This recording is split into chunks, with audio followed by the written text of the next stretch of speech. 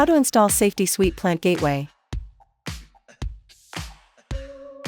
Click the setting icon on the top bar in the Safety Suite Plant, then click the Gateways.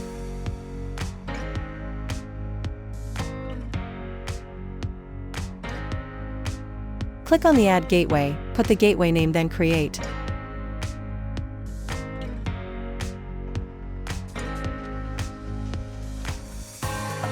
Now you can see the Download Gateway Installer URL is show up. Click the URL to download it. Once the Gateway Installer downloaded, please run as administrator right. Once download is completed, please click the Launch.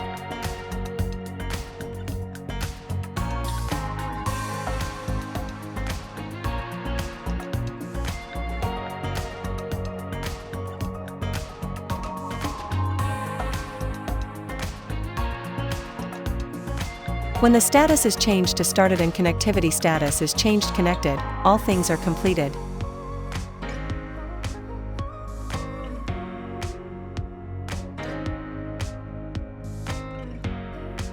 Now you can see green dot next to your gateway and all the gateway settings have appeared.